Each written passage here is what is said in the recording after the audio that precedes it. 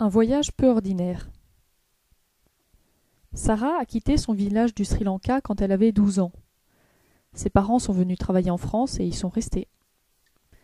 Elle travaille maintenant dans un bureau à Paris. Elle est mariée, elle a 2 grandes filles.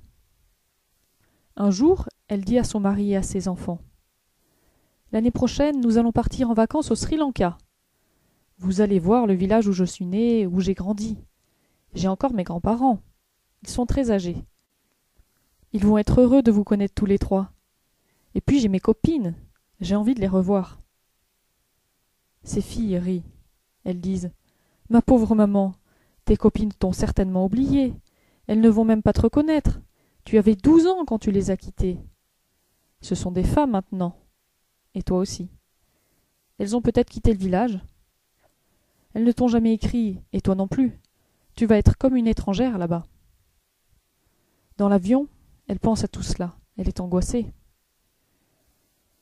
Quand elle arrive dans son village, Sarah est très émue. Elle reconnaît tout. La route, les arbres, le puits, l'école, la maison de ses parents, habitée par d'autres personnes, mais toujours la même. Elle retrouve tout de suite la maison de ses grands-parents. Elle leur a écrit depuis longtemps.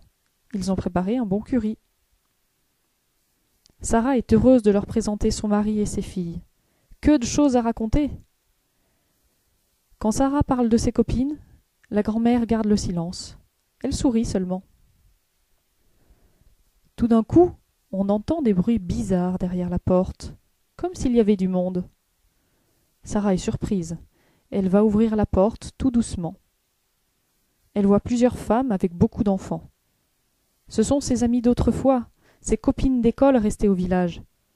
Elle savait que Sarah allait venir parce que, dans un village, tout se sait.